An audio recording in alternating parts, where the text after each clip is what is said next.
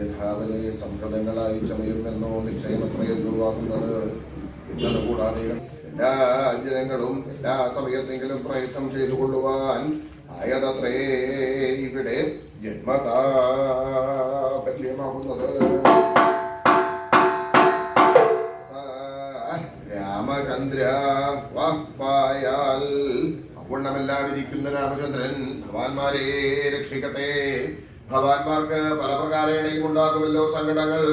ആധ്യാത്മികങ്ങളായും ആധിഭൗതികങ്ങളായും ആധിദൈവികങ്ങളായും ഇങ്ങനെ ബഹുവിധങ്ങളായിട്ടും ഉണ്ടാകുന്ന സങ്കടങ്ങളെ ആ സകലവും തന്നെ യഥാവലെ ദൂരത്തിങ്കൽ നീക്കിക്കളഞ്ഞ് ഇഹലോകത്തിങ്കൽ സൗഖ്യത്തെയും പരലോകത്തിങ്കിലേക്ക് ശ്രേയസ്സായിരിക്കുന്ന മോക്ഷത്തെയും പ്രാപിപ്പിക്കുക.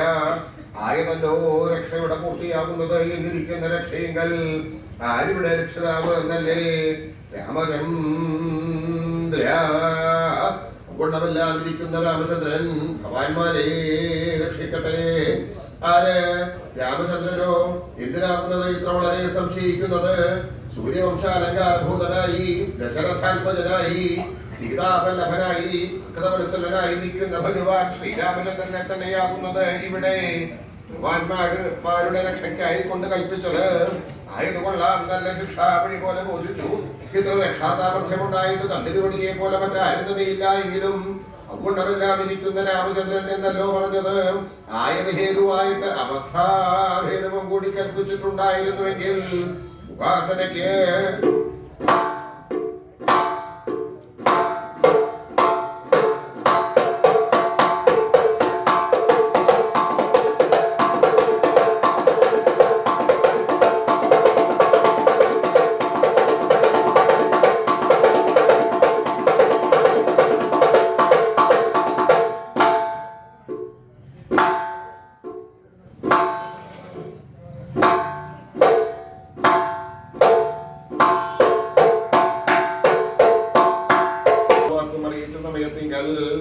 ഹനുമാൻ അങ്കുലീയധാരിയായി അടയാളവാക്കം ശ്രമിച്ച് ഭഗവാനെ വന്ദിച്ച് അവിടെ നിന്നും പുറപ്പെട്ട് സമുദ്രം അതിക്രമിച്ച് ലങ്കയെ പ്രാപിച്ച് അശോകവനികോദ്യാനത്തിങ്കൽ ശിംശപാമൂലഭാഗത്തിങ്കൽ സശോകമാനസയായിരിക്കുന്ന സീതാദേവിയെ കണ്ടു വന്ദിച്ച് അങ്കുലീയം കൊടുത്ത് അടയാളവാക്കം അറിയിച്ച സമയത്തിങ്കൽ പ്രത്യഭിജ്ഞാനമാരികൾ അക്ഷകുമാരൻ എന്നിവരെ നിഗ്രഹിച്ച സമയത്തിങ്കൽ അതികുപിതനായി വന്നിരിക്കുന്ന ഇന്ദ്രജിത്തും തമ്മിൽ അതിഭയങ്കരമായിരിക്കുന്ന യുദ്ധം ചെയ്ത് യുദ്ധമധ്യത്തിങ്കൽ ഇന്ദ്രജിത്തിന്റെ ബ്രഹ്മാസ്ത്രത്താൽ ബദ്ധനാഭൂതം ചെയ്ത് രാക്ഷസന്മാർ ഹനുമാനെ ബന്ധിച്ച് രാവണ പുരോഭാഗത്തെ പ്രാപിച്ച അവസരത്തിങ്കൽ രാക്ഷസ രാജാവ് രാവണന്റെ അവസ്ഥയാകട്ടെ.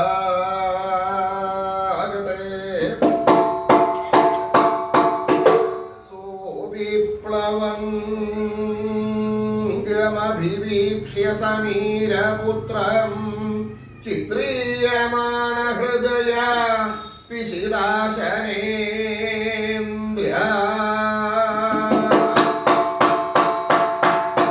കൈലാസശൈലതുലനാഗസിശാപദായി നന്ദീശ്വര സ്വയമുപാഗത ഇത്യമം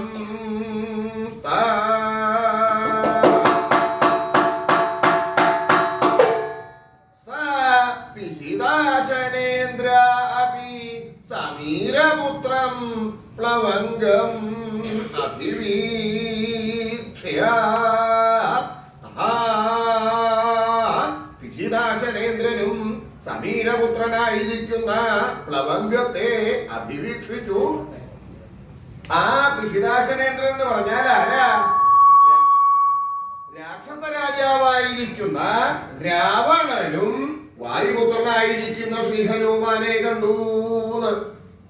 അങ്ങനെ പറയേണ്ട ആവശ്യമുണ്ടോ? ഇതിനായി രാവണനും കണ്ടു എന്ന് പറയണത് രാവണൻ കണ്ടു എന്ന് പറഞ്ഞാൽ പോരെ? എന്നാണെങ്കിൽ അത് പോരാ. കാര്യം എന്താ?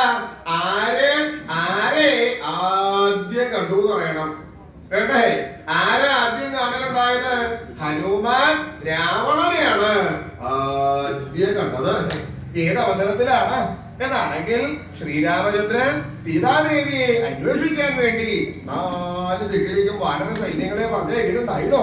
ആ പറഞ്ഞയച്ച അവസരത്തില് അദ്ദേഹം കണക്കാക്കി, ആരെങ്കിലും സീതയെ കാണുകയാണെങ്കിൽ എന്റെ അടുത്തുനിന്നാണ് വരണത് എന്ന് അറിയിക്കണ്ടേ. എവിടെയാ? അങ്കുലിയുടെ കയ്യിലാ കൊടുക്കേണ്ടത്. അങ്ങനെ ആലോചിച്ച് നോക്കണ സമയത്താണ് ഹനുമാനെ കണ്ടു. ഹനുമാനെ കണ്ടപ്പോ എന്താ ഹനുമാൻ അവിടെ ഇങ്ങനെ പോയിരിക്കണത്? ഇങ്ങനെ ഉറക്കം തൂങ്ങി ഇങ്ങോട്ട് വരൂ എന്ന് പറഞ്ഞ് ആ ഹനുമാനെ സമീപത്തേക്ക് വിളിച്ചു. ആ ഹനുമാന്റെ കയ്യിൽ അങ്കുലിയെ കൊടുത്തു. ഹനുമാൻ, ഇത് സീതയെ കാണുമ്പോ സീതയുടെ കയ്യിൽ കൊടുക്കണം. ആ ഹനുമാൻ അത് സ്വീകരിച്ചു. അടയാളവാക്കും കേട്ട് ഭഗവാനെ ബന്ധിച്ച് അവിടുന്ന് സീതാദേവിയെ അന്വേഷിച്ച് പുറപ്പെട്ടു. പല ദിക്കിലും അന്വേഷിക്കലുണ്ടായി.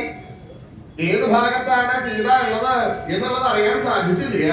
അങ്ങനെ സമ്പാദി, പക്ഷിരാജാവായിരിക്കുന്ന സമ്പാദി പറഞ്ഞ് സീതാദേവി ലങ്കയിലുണ്ട് എന്നുള്ള കഥ, ആ കാര്യം വാനരന്മാർക്ക് അറിയാനായിട്ട് സാധിച്ചു. പിന്നെ എന്താ വേണ്ടത്? സമുദ്രം കടക്കുക, ലങ്കയിൽ ചെല്ലുക, ദേവിയെ കാണുക, കൊടുക്കാനുള്ളത് കൊടുക്കുക, പറയാനുള്ളത് പറയുക, ഇവിടെ പോരുക. എന്താ അതിന് വേണ്ടത്? ആർക്കാ സമുദ്രം അതിക്രമിക്കാൻ സാധിക്കുക? കാര്യം ലങ്കയിൽ എത്തണമെന്നുണ്ടെങ്കിൽ ഇക്കരയിന്ന് ആ ലങ്കയിലേക്ക് എത്താൻ 100 യോജന നീളമുണ്ട്. ആ 100 യോജന നീളത്തില് സമുദ്രം ആർക്കാ ചാടാൻ സാധിക്കുക? ഓരോരുത്തരോടും യുവരാജാവായിരിക്കുന്ന അംഗത ചോദിച്ചു. അതിനിടയിൽ ഓരോരുത്തർ പറയണ്ടത് എറാൻ അടിയന് 1 യോജന ചാടാം. 1 യോജന ചാടിയിട്ട് എന്താ കാര്യം? 1 യോജനയല്ല, 100 യോജന ആരൊക്കെകൾക്കും ചാടാൻ പറ്റുമോ? ചിലവർക്ക് 10, ചിലവർക്ക് 20, 90, 98, 99 യോജന ചാടാൻ ശക്തന്മാരായിട്ടുള്ള വാനരന്മാരുണ്ട്. ആർക്കും 100 യോജന കാണാൻ സാധിച്ചില്ല. അപ്പൊ എന്താ വേണ്ടത്? ജാമ്പവാൻ പറഞ്ഞു ആരും ചാടണ്ട. ആ ഹനുമാൻ എവിടെ? നോക്കിയ സമയത്ത് ഇങ്ങനെ ഉറക്കം തൂങ്ങിയിരിക്കുകയാണല്ലോ. ഇത് പറഞ്ഞാ മനസ്സിലാവാത്താണോ? ഹനുമാൻ ഇവിടെ വരൂ, ആ സമുദ്രം ചാടി ആ സീതയെ കണ്ടുവരൂ. മാത്രല്ല ഹനുമാനൊരു ശാപമുണ്ട്. എന്താ അത്?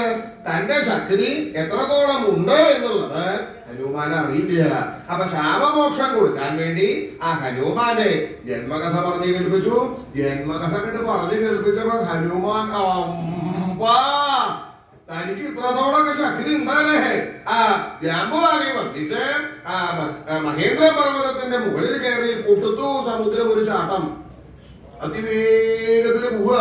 അങ്ങനെ പോയിക്കൊണ്ടിരിക്കുമ്പോഴാണ് പലതരത്തിലുള്ള പ്രതിബന്ധങ്ങളും തടസ്സങ്ങളും ഹനുമാനുണ്ടായി. ആദ്യം തന്നെ എന്താ ഉണ്ടായത്? ഒരു മാർഗവിരോധ. മാർഗവിരോധം എന്ന് പറഞ്ഞാൽ എന്താ? മാർഗവിരോധം എന്ന് പറഞ്ഞാൽ വഴി തടയുക. ഇതൊക്കെ വഴി തടയാനുള്ള ആളുകളാണോ? കാര്യം അവരാണ് ഇങ്ങനെ വരണത്. അവര് ഒരെണ്ണായിട്ട് വഴി തടയാൻ പറഞ്ഞത് കണ്ടിട്ടുണ്ടോ? എവിടേക്കാ പോണത്? ഈ ദിക്ക് വരെ പോവാ. ഇന്ന് പോവാൻ പറ്റില്ല. പോവാൻ പറ്റില്ല എന്ന് താനാണോ നിശ്ചയിക്കാൻ? ഇന്ന് വഴി തടയണ ദിവസമാണ്. എന്തിനാ വഴി തടയണത്?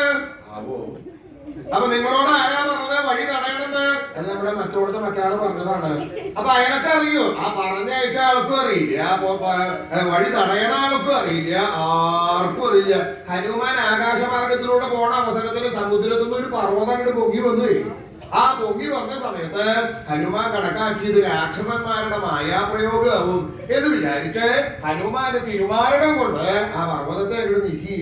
മാത്രല്ല സുരസ എന്ന നാഗമാതാവിനെ ജയിച്ചു, സിംഹിക എന്ന രാക്ഷസിയെ നിഗ്രഹിച്ചു. സന്ധ്യാസമയായി ലങ്കയിൽ ചെന്ന് ദേവിയെ കണ്ട് വളരെ ഭംഗിയായിട്ട് വന്ദിച്ചു. അല്ലേ ദേവി, പ്രസാദിക്കണേ പ്രസാദിക്കണേ, ഞാൻ അങ്ങയുടെ അരിപുത്രനായിരിക്കുന്ന ശ്രീരാമചന്ദ്രൻ പറഞ്ഞയച്ചു വരുന്നതാണ്. എന്റെ അച്ഛന്റെ പേര് വായു എന്നാണ്, എന്റെ നാമധേയം ഹനുമാൻ എന്നാണ് എന്ന് പറഞ്ഞ് ഭഗവാൻ കൊടുത്തിട്ടുള്ള അങ്കുലീയം ദേവിയുടെ കയ്യിൽ കൊടുത്തു. മാത്രമല്ല ആ അടയാളവാക്ക്, ഭഗവാൻ പറഞ്ഞയച്ചിരിക്കുന്ന അടയാളവാക്കും ദേവിയെ പറഞ്ഞു കേൾപ്പിച്ചു. അപ്പൊ ദേവിക്ക് വിശ്വാസമായി ഇത് രാക്ഷസന്മാരുടെ മായൊന്നുമല്ല, യഥാർത്ഥമായിട്ടുള്ള ഒരു വാനരാണ്, ശ്രീരാമചന്ദ്രൻ പറഞ്ഞു വെച്ച് പറഞ്ഞതാണ്. ആ ദേവി എന്താ ചെയ്തത്? പ്രത്യഭിജ്ഞാനായിട്ട് സീതാദേവിയെ ഹനുമാൻ കണ്ടു എന്നുള്ളത് ശ്രീരാമചന്ദ്രനും കൂടി ബോധ്യമാവണ്ടേ. അതിനുവേണ്ടി ദേവിയുടെ ശിരസിൽ അലങ്കരിച്ചിരിക്കുന്ന ചൂടാരത്നം അത് എടുത്തു എന്ന് മാത്രമല്ല, ഹനുമാൻ ആ കയ്യും കൂടി കാണിക്കും. ഹനുമാനോട് പറയുമ്പോൾ ഒരു കയ്യല്ല 2 കയ്യും കാണിക്ക്. അവിടുന്ന് എണീക്ക് ഒരു സാധനം ഇങ്ങോട്ട് പോരെ, അവിടെ നിന്നാലും മതി. പറഞ്ഞാ കേൾക്കണത് എന്റെ ദൈവാധീനം. ഹനുമാന് കൊടുത്തു. ഹനുമാന് കൊടുത്തു എന്ന് മാത്രമല്ല, ഹനുമാൻ അത് ശിരസില് അത് കെട്ടി ദേവിയെ വന്ദിച്ച് അവിടുന്ന് പോവാൻ തുടങ്ങിയപ്പോഴാണ് ഹനുമാന് തോന്നിയത്, ഞാൻ അങ്ങനെ പോയാൽ നേരെയാവില്ലല്ലോ. കാര്യം എന്താ? ഇത് രാത്രികാല. ഈ രാത്രികാലത്തില് ഞാനിവിടെ വന്നിട്ടുള്ളത് എനിക്കും സീതാദേവിക്കും അല്ലാതെ കൊണ്ട് മറ്റാർക്കും അറിയില്ല. അപ്പൊ നേരെ പ്രഭാതമാകുമ്പോ ഞാൻ ദേവിയെ അന്വേഷിച്ച് പല ദിക്കിലും നടന്നിട്ടുണ്ടല്ലോ. അപ്പോ പ്രഭാതമാകുമ്പോ നോക്കുമ്പോൾ രാക്ഷസന്മാരെ ഉറക്കൊക്കെ ഉണർന്നു നോക്കും. എന്താ അവിടെ കാണുന്നത്? ഏതോ ഒരു ജന്തുവിന്റെ കാലടിയാണല്ലോ, ഏതോ ഒരു ജന്തുവാണ്.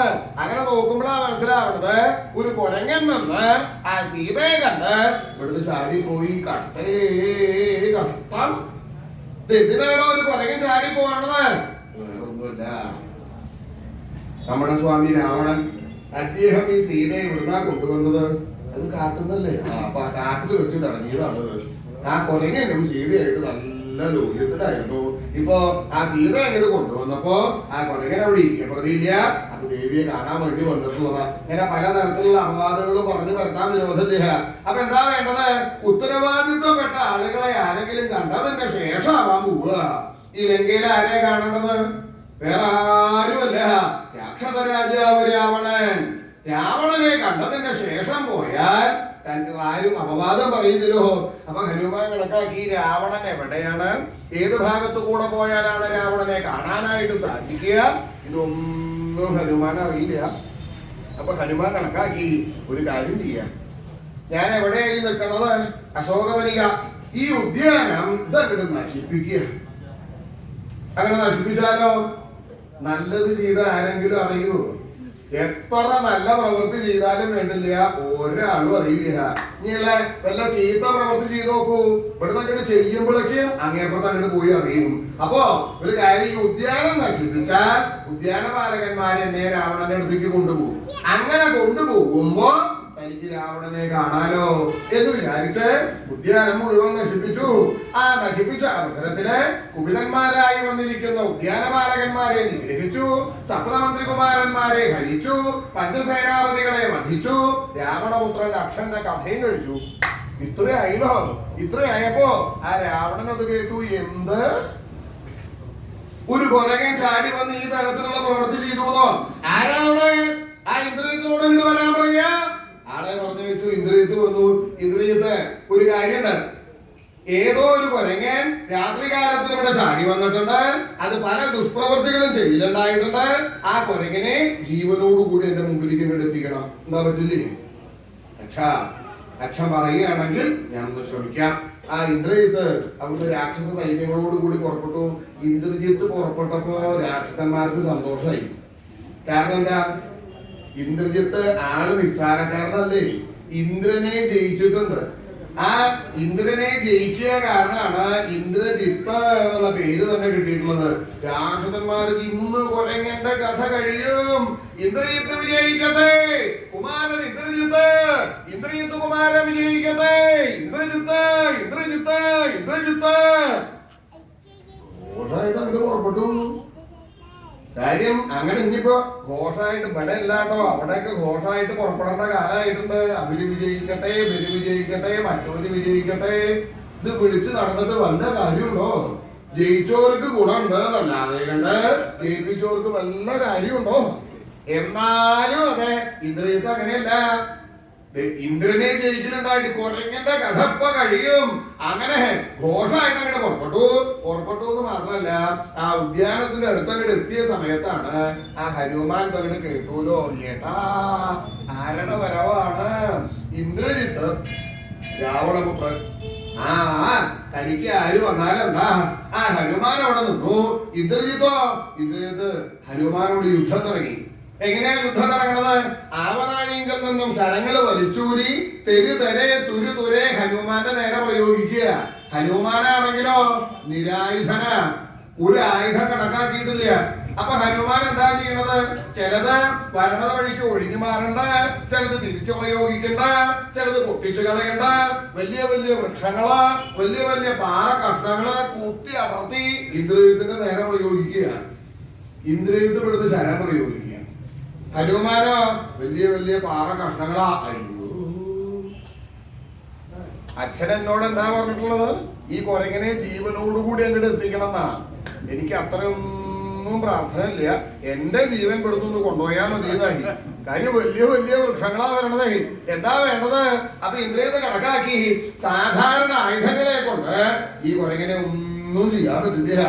എന്തായാലും ദിവ്യായുധങ്ങൾ പ്രയോഗിക്കുക എന്ന് വിചാരിച്ച് ബ്രഹ്മാസ്ത്രം പ്രയോഗിച്ചു.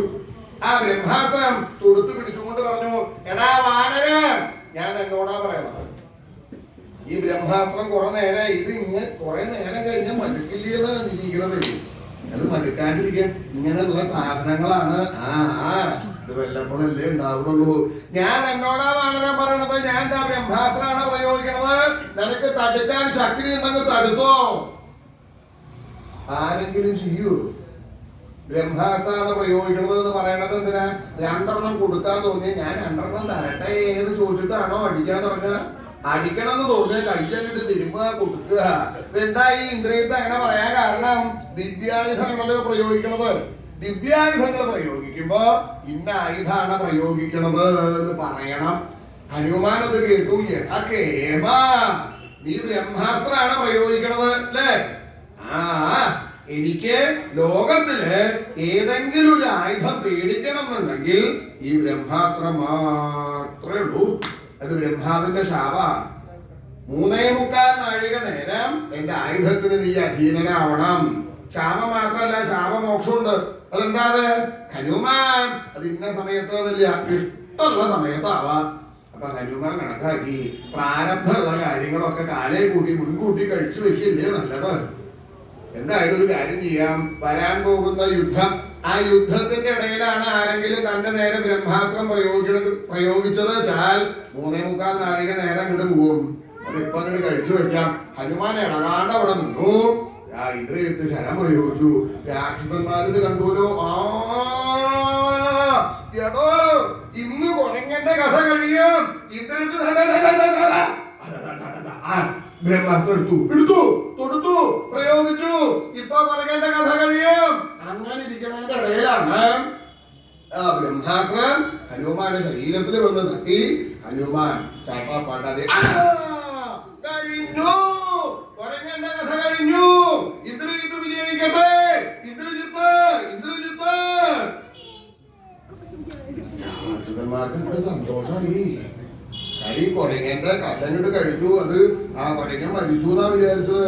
അങ്ങനെ നിൽക്കണതിന്റെ ഇടയിലാണ് ഇന്ദ്രജിത്ത് പറഞ്ഞു, നീ എന്താ അങ്ങനെ പരികി നിൽക്കണത്? ആ കൊരങ്ങനെ പിടിച്ചു കെട്ടി അച്ഛന്റെ അടുത്തേക്ക് അങ്ങോട്ട് കൊണ്ടുപോവാ. ഇത് പറയാനൊക്കെ നല്ല എളുപ്പാ. കൊരങ്ങനെ പിടിച്ചു കെട്ടി രാവണസ്വാമിയുടെ അടുത്തേക്ക് അങ്ങോട്ട് കൊണ്ടുപോവാൻ. ഇത് എന്താ ഈ കെട്ടണം എന്നുണ്ടെങ്കിൽ ആദ്യം എന്താ വേണ്ടത്?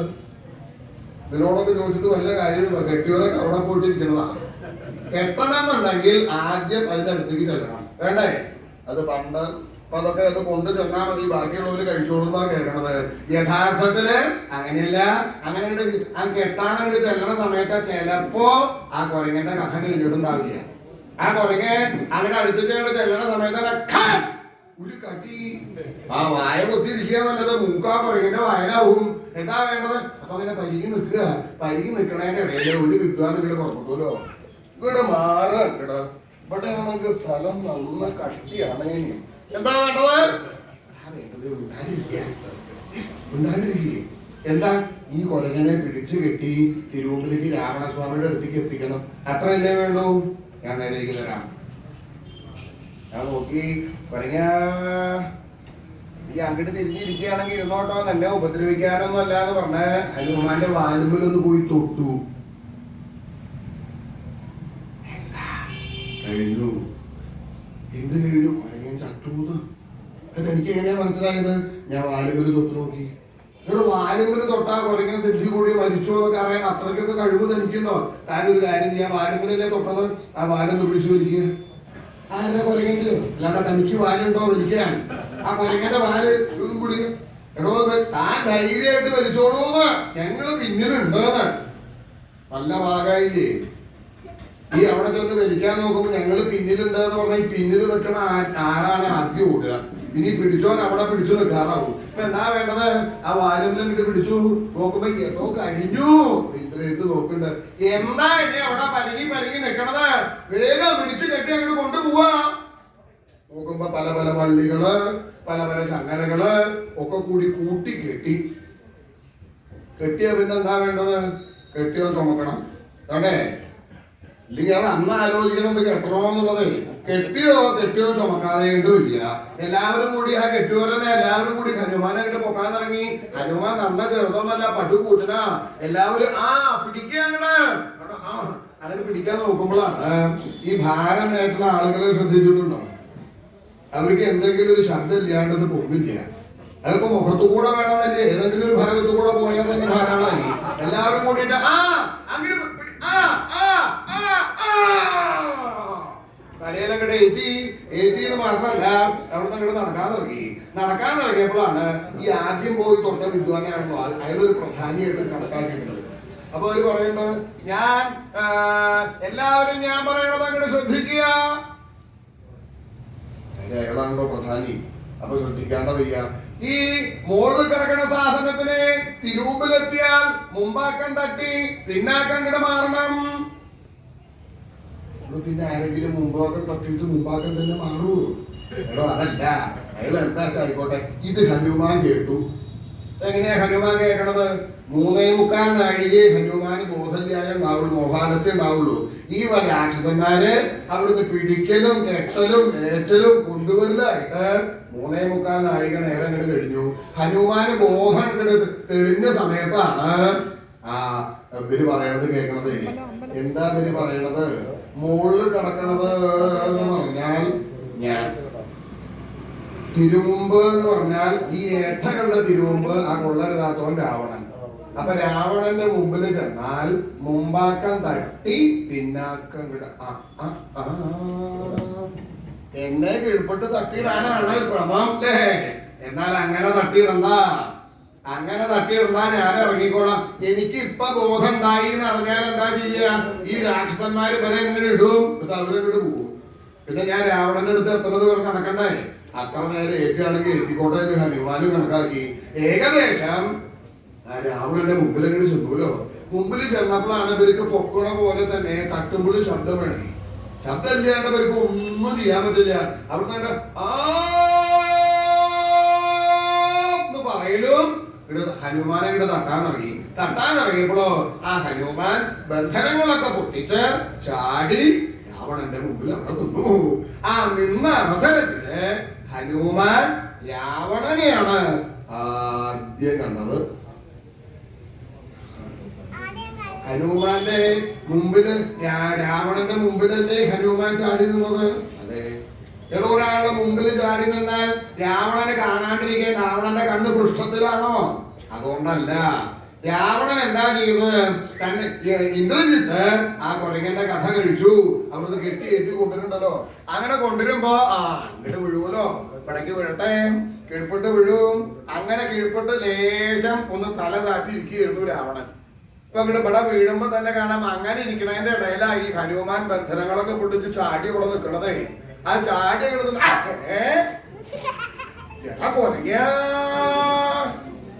നിന്റെ കഥ കഴിഞ്ഞിട്ടില്ലേ? രണ്ടാമതേ ആ ഹനുമാനെ രാവണൻ കാണലുണ്ടായുള്ളൂ. അതാണ് രാവണനും ഹനുമാനെ കണ്ടു എന്ന് പറയാൻ.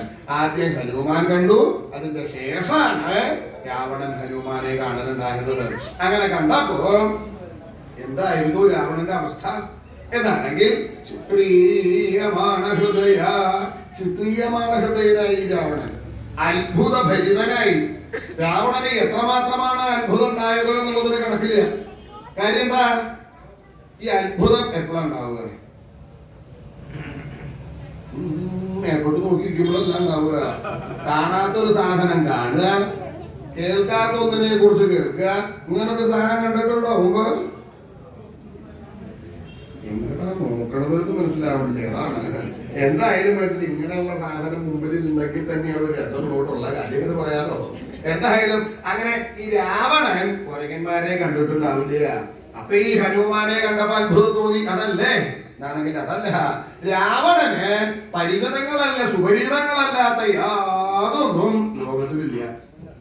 ഇതെന്താ ഈ ഹനുമാനെ കണ്ടപ്പോ അത്ഭുതം ഉണ്ടായി എന്ന് പറയാൻ കാരണം? അതിന് കാരണമുണ്ട്. എന്താ അത്? തന്റെ പുത്രൻ ഇന്ദ്രജിത്ത് ബ്രഹ്മാസ്ത്രം പ്രയോഗിച്ചിട്ട് പോലും ഈ കുരങ്ങനെ ഒന്നും ചെയ്യാൻ പറ്റിയില്ലല്ലോ എന്നാണ് കാര്യം. ബ്രഹ്മാസ്ത്രം പ്രയോഗിച്ചാൽ ആരും ആ ബ്രഹ്മാസ്ത്രത്തിൽ നിന്നും രക്ഷപ്പെടില്ല. ഈ ഹനുമാനെ ഈ കുരങ്ങനെ അതും സാധ്യമായില്ലല്ലോ എന്ന് വിചാരിച്ചിട്ടാണ് അത്ഭുതം തോന്നിയത്. മാത്രമല്ല ഇങ്ങനെ മനനം ചെയ്തു, ഇങ്ങനെ വിചാരിച്ചു. എന്താ രാവണൻ വിചാരിച്ചത്? നന്ദീശ്വര സ്വയം ഉപാഗത ഇതി നന്ദികേശ്വരൻ സ്വയം ഉപാഗതനായതാണോ എന്നിങ്ങനെ മനനം ചെയ്തു. നന്ദികേശ്വരൻ ലോകനായകനായിരിക്കുന്ന ഭഗവാൻ ശ്രീപരമേശ്വരൻ. ആ ശ്രീപരമേശ്വരന്റെ ഭൂതഗണങ്ങളിൽ പ്രധാനിയാണ് നന്ദികേശ്വരനെ. ആ നന്ദികേശ്വരൻ രണ്ടാമതും വാനരത്തിന്റെ രൂപം സ്വീകരിച്ച് എന്റെ അടുത്തേക്ക് വന്നതാണോ എന്ന് വിചാരിച്ചു. രണ്ടാമത് വരിക എന്ന് പറഞ്ഞാൽ ആദ്യം ഒരു തവണ കണ്ടിട്ടുണ്ടാവണ്ടേ? അല്ലാണ്ട് ആദ്യമായിട്ട് ഒരാളെ അങ്ങോട്ട് കാണുമ്പോൾ ഇനിയും വന്നൂലേ എന്ന് ആരെങ്കിലും ചോദിക്കുവോ? ഒരാളും ചോദിക്കണമല്ല. ഈ നന്ദികേശ്വരനെ വാനരത്തിന്റെ രൂപത്തിൽ രാവണൻ മുമ്പ് കണ്ടിട്ടുണ്ടോ? ഏത് സമയത്താ? ആ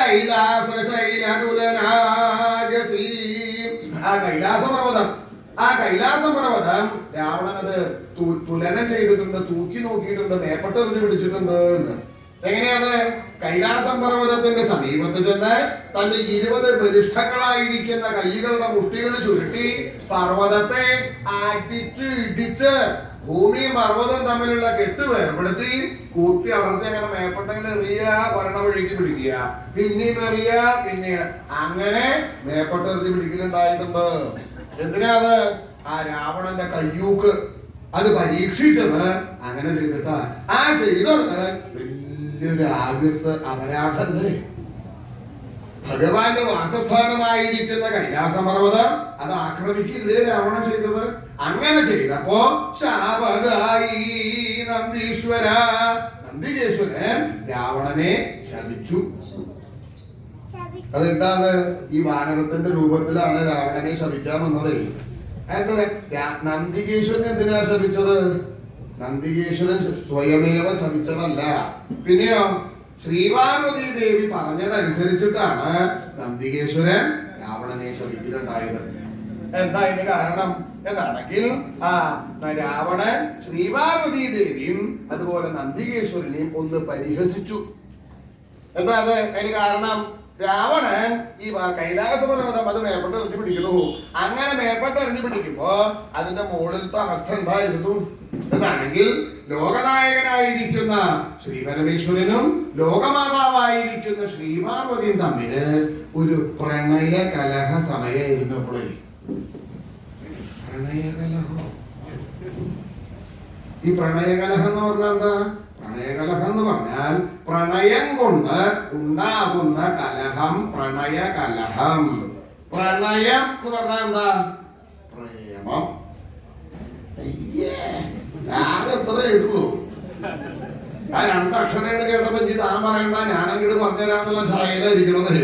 കാര്യം എന്താണ്? ഈ പ്രണയകലഹം എപ്പോഴാ ഉണ്ടാവുക? അതിങ്ങനെ ഇടയ്ക്കിടയ്ക്ക് ഉണ്ടാവില്ല. കാര്യം വിവാഹമൊക്കെ കഴിഞ്ഞു. വിവാഹം കഴിഞ്ഞ് സാരം ദിവസം ഒക്കെ നല്ല ലോഹ്യവും അങ്ങോട്ടും ഇങ്ങോട്ടും ഒക്കെ. കുറച്ച് കഴിയുമ്പോഴാണ് ഇതെന്താ ഇങ്ങനെ നോക്കണത്, ഇതെന്താ എന്നെ ഇങ്ങനെ നോക്കണത്, പിന്നെ ഇങ്ങനെ അല്ലാണ്ട് എങ്ങനെയാ നോക്കേണ്ടത്? എന്നെ ഇങ്ങനെയൊന്നുമല്ല, സാരം കാലം മുമ്പ് ഇത്ര ഇങ്ങനെയൊന്നല്ല നോക്കിയത്. നല്ലോണം കണ്ണു ഉരുട്ടി മേടിച്ച് ഞാൻ ഇങ്ങനെ നോക്കണുള്ളൂ. എന്താ ഇങ്ങനെ ഒരു ശബ്ദമൊക്കെ ഉണ്ടാക്കണത്? ശബ്ദം മാത്രമല്ല, കുറച്ച് കഴിഞ്ഞ് 2 ദിവസം കഴിഞ്ഞപ്പോഴാ ചില കൈക്രിയകൾ തുടങ്ങിയല്ലോ.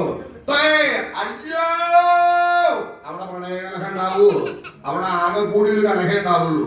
ഇനി അതല്ല, ഈ വിവാഹമൊക്കെ കഴിഞ്ഞ് ഈ ഭർത്താവിന് ഭാര്യ എന്ന് പറഞ്ഞാൽ എത്രയോ സ്നേഹം എന്നുള്ളതൊരു കണക്കില്ല.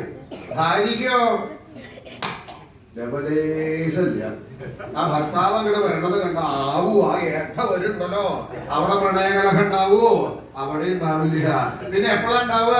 ഭാര്യയ്ക്ക് ഭർത്താവിനോടും ഭർത്താവിന് ഭാര്യയോടും ഒരുപോലെ സ്നേഹം വേണം. അങ്ങനെയുള്ള ദിക്കിലേ ഈ പ്രണയകലഹം ഉണ്ടാവുള്ളൂ. അപ്പോ ശ്രീപരമേശ്വരനും ശ്രീപാർവതി ദേവിക്കും അങ്ങനെ പരസ്പരം സ്നേഹം ഉണ്ടായിരുന്നുവോ? ഉണ്ടായിരുന്നുവോ? അവരെ പോലെ ഇത്രയും സ്നേഹിക്കുന്നവരായിട്ട് ലോകത്തില് വേറെ ആരും ഇല്ല എന്ന് വേണം പറയാൻ. എടോ, പിന്നെ എങ്ങനെ ഈ കലഹം ഉണ്ടായത്? കലഹം ഉണ്ടായത് വേറൊന്നുമല്ല, അത് ഭഗവാന്റെ ചില പ്രവൃത്തി കാരണമാണ്. ആരുടെ? ശ്രീ പരമേശ്വരന്റെ. അദ്ദേഹം എന്താ ചെയ്തത്? അദ്ദേഹം ചെയ്തത് വേറൊന്നുമല്ല, അദ്ദേഹത്തിന് ഭാര്യമാര് 2. ആർക്ക്? ശിവനോ? എടോ, തനിക്ക് പറയൂ ചെയ്യാത്തായിട്ട് യാതൊന്നും ഇല്ല തോന്നുന്നു. എടോ, എനിക്ക് പറയാനാണ്. അദ്ദേഹത്തിന് 2 വിവാഹം കഴിക്കാച്ചാൽ എനിക്ക് പറഞ്ഞാലാണോ ദോഷം? എടോ, 2 അദ്ദേഹത്തിന് ഒരു ഭാര്യയുള്ളൂ. അല്ല, 2 ഉണ്ട്. അതേതാത്? പ്രത്യക്ഷമായിട്ട് 1, പരോക്ഷമായിട്ട് വേറെ 1. പ്രത്യക്ഷം എന്ന് പറഞ്ഞാലോ പരസ്യമായിട്ട് 1, പരോക്ഷം എന്ന് പറഞ്ഞാൽ രഹസ്യമായിട്ട്. എന്തായാലും ആദ്യം പറഞ്ഞത് എല്ലാവർക്കും ഒന്ന് തന്നെ ഉണ്ടാവുള്ളൂ. എന്ത്? പരസ്യമായിട്ടുള്ളതേ. അല്ലാണ്ട് ഇത് ആരാ ഈ കൂടെയൊക്കെ വന്നിട്ടുള്ളത്? ഇതൊക്കെ എന്റെ ഭാര്യമാരാ ആരെങ്കിലും പറയൂ. ഇനി രഹസ്യമായിട്ടോ? അതൊക്കെ അവനവന്റെ യോഗ്യതയ്ക്ക് അനുസരിച്ച് എത്ര എണ്ണം വേണമെങ്കിലും ആവാം. ഭഗവാൻ അധികമൊന്നുമില്ല. പരസ്യമായിട്ട് 1, രഹസ്യമായിട്ട് 1. അപ്പൊ ആരാ ഈ പരസ്യമായിട്ടുള്ളത്? അത് വേറെ ആരുമില്ല, ലോകമാതാവ് പാർവതി ദേവി. ഓ, അപ്പൊ രഹസ്യമായിട്ടുള്ളതോ? അത് ഗംഗാ ഭഗവതി. എടോ, കേട്ടിട്ടുണ്ട്. അതെ, അങ്ങനെയാണെങ്കിൽ എങ്ങനെ ഈ കലഹം ഉണ്ടായത്? ഇവിടെ 1 ഉണ്ടായിട്ട് തന്നെ കഴിച്ചു കൂട്ടാൻ വയ്യ. പിന്നെയാണോ 2 ഭാര്യമാരുണ്ടായ കലഹം ഉണ്ടാവാൻ വേറെ വല്ല ദിക്കിലേക്ക് പോണോ? ഈ പാർവതി ദേവിയെ ഭഗവാൻ അവസരം സമയം കിട്ടുമ്പോ മുഴുവൻ അടുത്തേക്ക് വിളിച്ച് മടിയിലിരുത്തി ഇങ്ങനെ ഓരോ നേരം പോക്കുകൾ പറയും. അങ്ങനെ മടിയിലിരുത്തി അങ്ങനെ നേരം പോക്കുകൾ പറയുമ്പോൾ ഗംഗ ഭഗവാന്റെ തലയിലാണല്ലോ. അവിടുന്ന് അങ്ങോട്ട് കീഴ്പ്പെട്ട് നോക്കുമ്പോ പാർവതി അങ്ങനെ രസിക്കേ, അവളങ്ങനെ ചിരിക്കണു.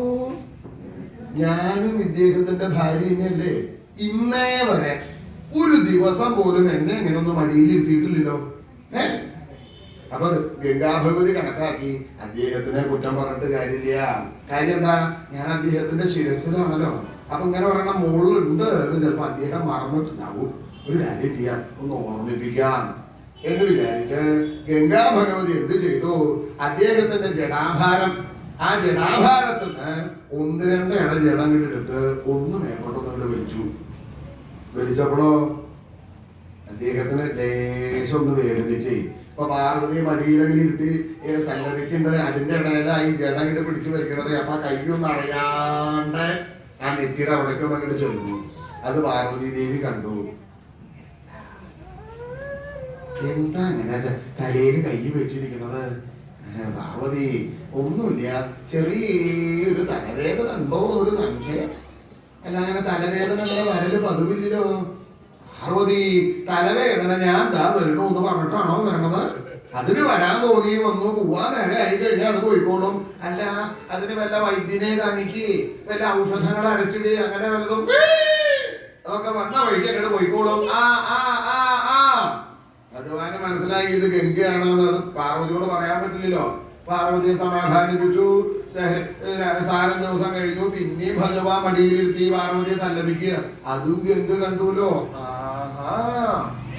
ഇനിയും എന്നെ കണ്ടു നടിക്കാൻ ഭാവമില്ലേ? എന്നാ കാട്ടിത്തരാം.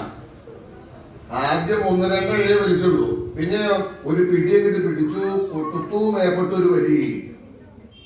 ഭഗവാന് നല്ലോണം വേദനിച്ച്. ഭഗവാനാണ് തിരിച്ച് വേദനിക്കാണ്ടിരിക്കുന്നില്ല, അദ്ദേഹത്തിന് വേദനയുണ്ട്. ആദ്യം ഒന്ന് ശിരസിന്റെ അവിടേക്ക് കയ്യിൽ ചെന്നേ ഉള്ളൂ. പിന്നെ കയ്യിൽ ചെന്നു, ഒരു ശബ്ദം കൂടി ഉണ്ടായി. എന്താ? അയ്യോ. അതും പാർവതി ദേവി കണ്ടു. എന്താ ഇങ്ങനെ ഒരു കൂട്ടം അപശബ്ദങ്ങൾ ഉണ്ടാക്കണത്? പാർവതി, വേറെ ഒന്നുമല്ല, ആ തലവേദന ലേശം കലശലായിട്ടുണ്ടോ, കൂടിയിട്ടുണ്ടോ എന്നൊരു സംശയം. ഞാൻ എപ്പോഴും പറഞ്ഞതല്ലേ, വല്ല വൈദ്യനെ കാണിക്കാമോ, വല്ല ഔഷധങ്ങൾ അരിച്ചിടാമോ? അപ്പൊ ഒന്നും വേണ്ട എന്ന് പറഞ്ഞിട്ടല്ലേ. പാർവതി, ഇത് കാര്യാക്കണ്ട അത് പറഞ്ഞിട്ട് കാര്യമുണ്ടോ? ഈ തലവേദന എന്ന് പറഞ്ഞാൽ മറ്റു പല രോഗങ്ങളുടെ ലക്ഷണമാണെന്നൊക്കെയാണ് കേട്ടിട്ടുള്ളത്. അങ്ങേക്ക് എന്തെങ്കിലും പറ്റിക്കഴിഞ്ഞാൽ എനിക്ക് നിലോളിക്കാനൊക്കെ തുടങ്ങിയല്ലോ. നിലോളിക്കാൻ തുടങ്ങിയെന്ന് മാത്രമല്ല, കണ്ണീരിങ്ങനെ കുടുകുടുകുടുകുടുകുടുകുടുകുടുന്നാണ് ചാടുന്നേ. ഇത്ര പെട്ടെന്നൊക്കെ കണ്ണീര് വരുമെന്നല്ലേ. എന്താണ്, സ്ത്രീകളെ ശ്രദ്ധിക്കാറുണ്ടോ? അതേ ഉള്ളൂ അല്ലേ. പുരുഷന്മാരാരാമോ നീ ശ്രദ്ധിച്ചിട്ടില്ലെങ്കിൽ ധൈര്യമായിട്ട് ശ്രദ്ധിച്ചോളൂ. ആരെങ്കിലും പറഞ്ഞാൽ ഞാൻ പറഞ്ഞിട്ടാന്ന് പറഞ്ഞോളൂ. ചിലപ്പോ 2 കിട്ടിയെന്ന് വരാം, അതെനിക്ക് തരുവരുത്. കാര്യം എന്താ, അവരെ ശ്രദ്ധിച്ചു കഴിഞ്ഞാൽ അവർക്ക് കണ്ണീര് എന്ന് പറഞ്ഞത് പാത്രത്തിൽ വെള്ളം കൊണ്ടുവച്ച പോലെയാണ് എന്നൊക്കെയാണ് പണ്ടുള്ളവര് പറയണത്. കാര്യം എന്താ, പാത്രത്തിൽ വെള്ളം എപ്പോഴാണ് എടുക്കുക? നമുക്ക് ആവശ്യമുള്ളപ്പോഴല്ലേ. അപ്പൊ അങ്ങനെ വേണമെങ്കിൽ ഒഴിക്കും. അതുപോലെ കണ്ണീര് അവർക്ക് വരും.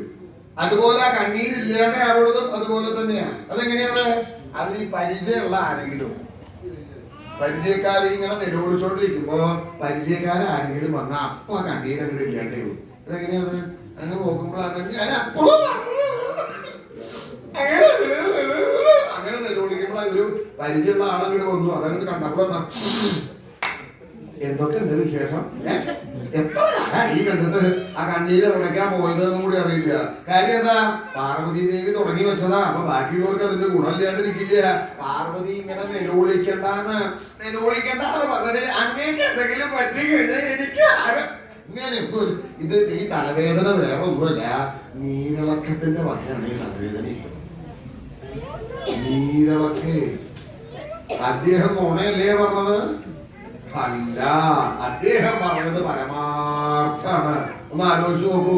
നീരിളക്കം, നീര് എന്ന് പറഞ്ഞാൽ ആരാ? ജലം.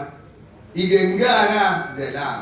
അതവിടെ അതിന്റെ ഇളക്കം, അതവിടെ ഇളക്കുക കാരണമാണ് ഈ തലവേദന. ആ ഗംഗ അവിടെ ഇളകാണ്ടിരുന്ന ഈ തലവേദന വരുമോ? അതാണ് പാർവതി കാര്യാക്കണ്ട.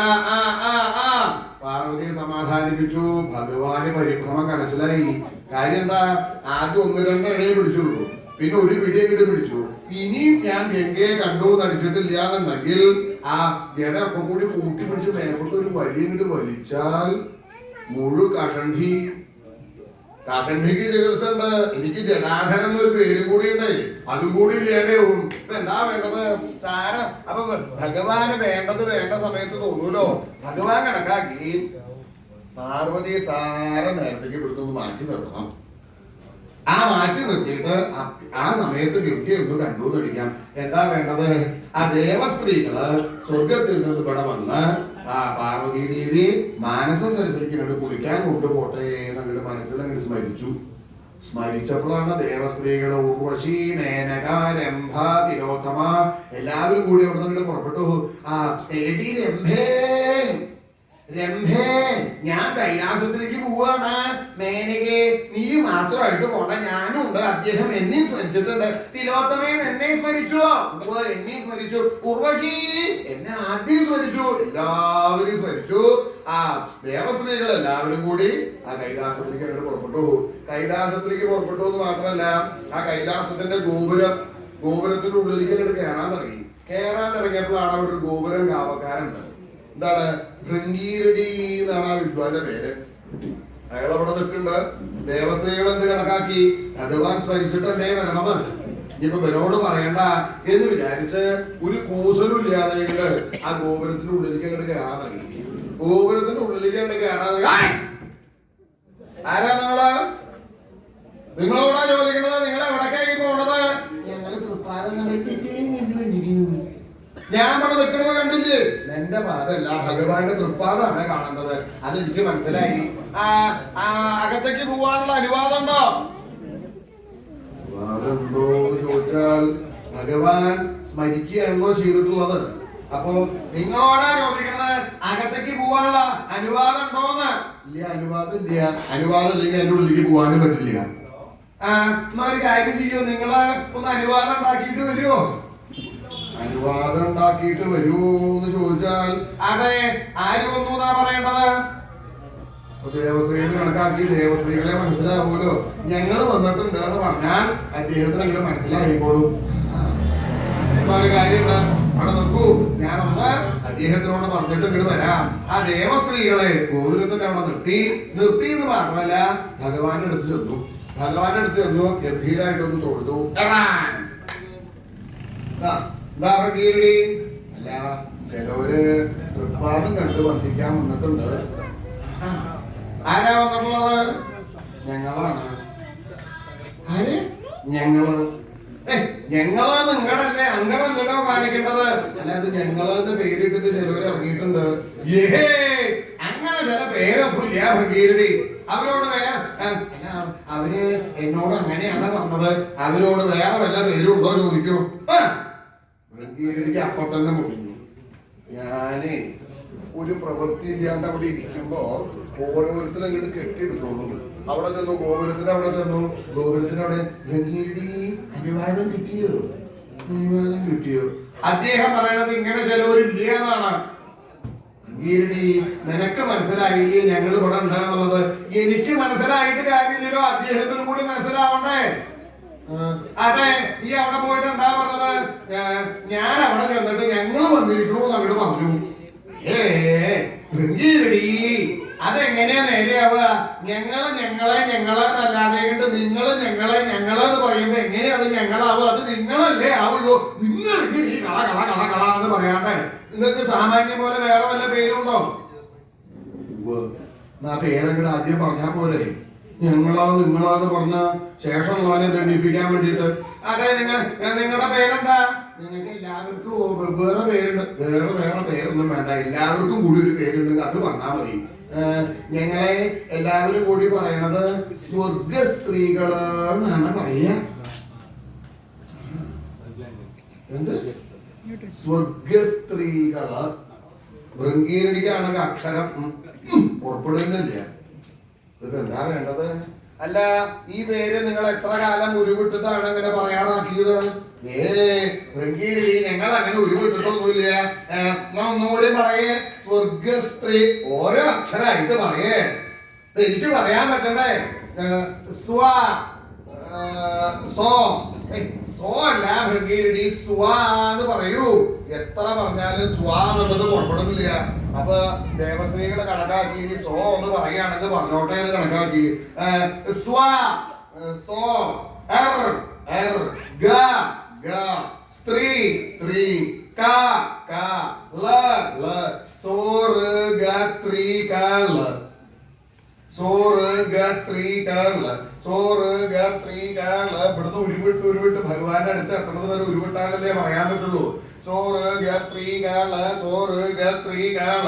ഭഗവാന്റെ അടുത്ത് എത്തി ഒന്നങ്ങോട്ട് തൊഴുതു. ആരാ ഭംഗീരടി വന്നിട്ടുള്ളത്? ആരാ വന്നിട്ടുള്ളതാണ്? അത് ഞങ്ങളല്ല എന്ന് ആദ്യം പറഞ്ഞല്ലോ. അടിയങ്ങളും അല്ല